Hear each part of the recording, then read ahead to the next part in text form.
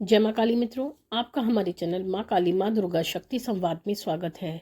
मित्रों, अगर आप हमारे चैनल पर नए हैं तो हमारे चैनल को सब्सक्राइब कीजिए, लाइक कीजिए, शेयर कीजिए। साथ ही नोटिफिकेशन बेल को भी प्रेस कीजिए, जिससे हमारी आने वाली वीडियोस का नोटिफिकेशन आपको तुरंत मिल जाए।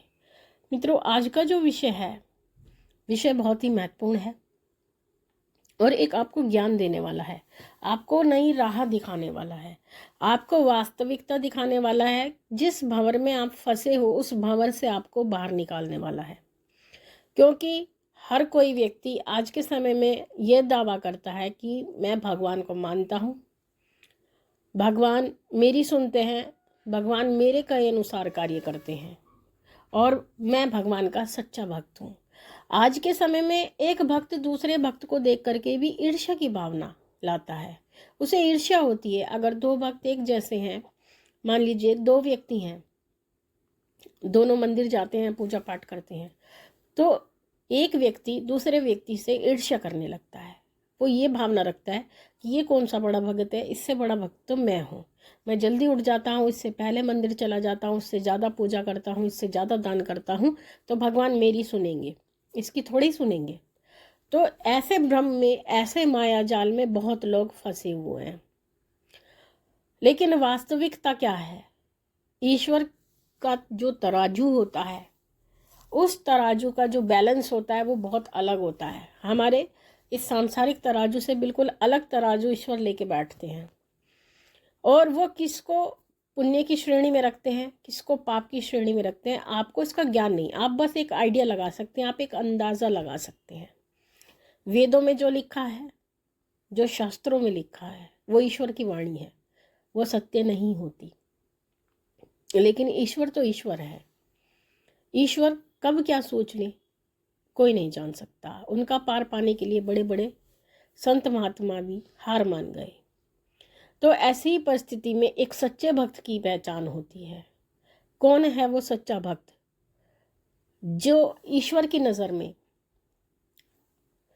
ऊपर के नंबर पर रहता है, जिसको ईश्वर वास्तविक में एक भक्त मानते हैं, जिसको अपनी शरण में लेते हैं और जिसको ईश्वर की शरणागति मिल जाती है, उसका जीवन धन्य हो जाता है। तो ऐसी ही परिस्थिति में हमारे जीवन में बहुत परेशानियां भी आती हैं, सुख भी आते हैं। यानी जीवन की चक्र में सुख और दुख दोनों ही आते हैं। तो सुख में और दुख में एक सच्चे भक्त की पहचान होती है। कैसा होता है एक सच्चा भक्त? जब उसके ऊपर सुख आता है तो वो कैसा होता है, जब उसके जीवन में दुख आता है तो वो कैसा होता है। इसी अंतर को मैंने आपको बताने की कोशिश की है कि हम आपको अपनी तरफ से समझा पाए, जितना माँ भगवती ने हमें ज्ञान दिया है उसी के आधार पर। देखिए, जब हमारे जीवन में सुख आता है, सुख एक ऐसी अनुभूति है जिसमें हम आनंद ही आनंद लेते हैं। तो उस सुख के समय में जब हमें खुशियाँ मिलती हैं, उस खुशी के समय में जो व्यक्ति, जो उसको खुशी मिली है, उस खुशी के लिए अपने इष्ट का धन्यवाद करता है कि हे ईश्वर, आज जो भी मुझे मिला है, जो भी खुशी मेरे जीवन में आई है, उसके लिए मैं आपका धन्यवाद करता हूँ, तो वो सच्चा भक्त होता है। और उसी के विपरीत, जब आपके जीवन में बहुत सारे कार्य रुके होते हैं, बहुत सारी परेशानियां होती हैं, तो उस स्थिति में भी आप ईश्वर से प्रार्थना करते हैं कि हे भगवान, हे मेरे इष्ट देव, आप मेरे कार्य को सफल कीजिए, मेरे कार्य को सिद्ध कीजिए। तो ये एक सच्चे भक्त की पहचान होती है। यानी सुख की स्थिति में भी वो ईश्वर को याद करता है और दुख की परिस्थिति में भी वो ईश्वर से ही प्रार्थना करता है। सुख में धन्यवाद देता है, दुख में प्रार्थना करता है। तो ये सच्चे भक्त की पहचान होती है। दूसरा अंतर, जब भी उसके जीवन में कोई कार्य बनता है तो वो कभी भी स्वयं में कर्ता का बोध नहीं लाता। मतलब वो ये नहीं कहता कि ये कार्य मैंने किया है।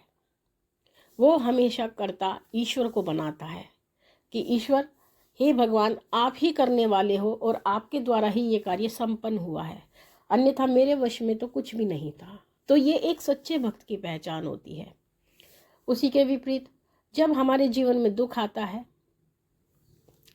तो अपने प्रत्येक कार्य के लिए, अपने प्रत्येक दुख का अंत करने के लिए वो कहीं ना कहीं ईश्वर को कर्ता मानता है कि ईश्वर आप चाहें तो क्या नहीं कर सकते, मैं केवल प्रयास कर सकता हूँ, लेकिन आपकी एक इच्छा मात्र से मेरा कार्य सफल हो सकता है, क्योंकि कर्ता आप ही हैं, मैं तो आपके हाथ की एक कठपुतली मात्र हूँ।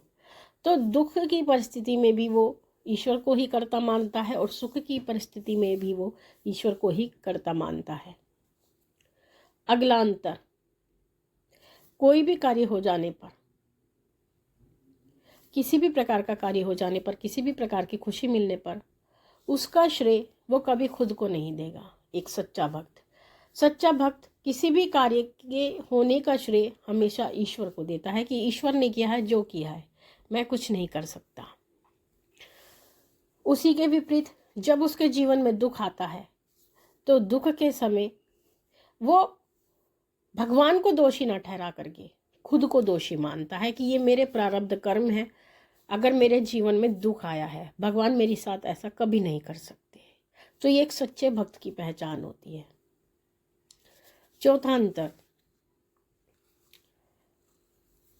सुख आने पर वो उस सुख का आनंद लेता है, खुशियां मनाता है, लेकिन इसके विपरीत बुरा समय आने पर वो आशावादी भावना रखता है। उसको आशा होती है ईश्वर के प्रति कि ये जो मेरा बुरा समय है इसको भगवान बहुत जल्दी ख़त्म कर देंगे, इसलिए वो निराश नहीं होता।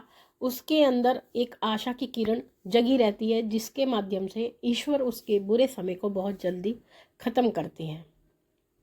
पांचवा अंतर जो सच्चे भक्त में होता है, जब उसके जीवन में खुशी आती है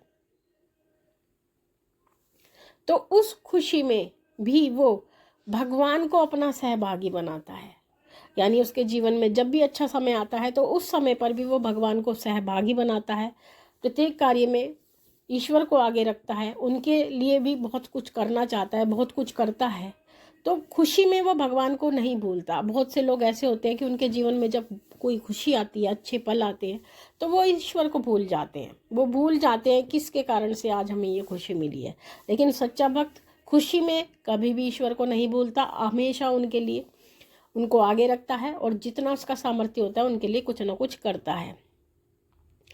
जब आपके जीवन में दुख आता है तो दुख में भी आप ईश्वर को अपने साथ मानते हैं और कहते हैं कि हे भगवान, हमें तो आपका ही सहारा है और आपके सहारे से ही ये दुख की घड़ी टल जाएगी।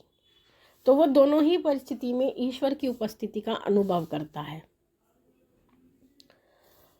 सच्चा भक्त सुख की स्थिति को क्षणिक समझता है। वो इस बात को जानता है कि कोई भी परिस्थिति शाश्वत नहीं है। अगर शाश्वत है तो केवल ईश्वर है। सुख और दुख आते जाते रहते हैं, लेकिन ईश्वर की सत्ता सदैव बनी रहती है और उन्हीं की छत्र छाया में हमें रहना है। इसलिए वो सुख में ज़्यादा ना डूब करके ईश्वर में अपने मन को, अपने चित्त को लगाए रखता है। और इसके विपरीत दुख की स्थिति को भी वो सीमित ही समझता है। वो ये जानता है कि ये दुख कुछ समय का है और मुझे ईश्वर पर इतना विश्वास है कि ये दुख ज़्यादा दिन नहीं रहेगा, ईश्वर इसको अवश्य ही दूर करेंगे। इतनी सच्ची भावना उसके हृदय में होती है ईश्वर के प्रति।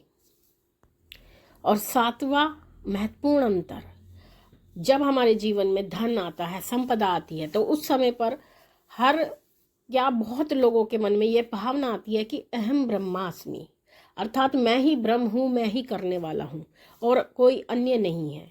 लेकिन जो सच्चा भक्त होता है, जो सच्चा उपासक होता है ईश्वर का, वो इस परिस्थिति में, धन संपदा आने की भी परिस्थिति में ईश्वर को याद करता है और यथाशक्ति ईश्वर के लिए दान धर्म का कार्य करता है। ये एक सच्चे भक्त की पहचान होती है।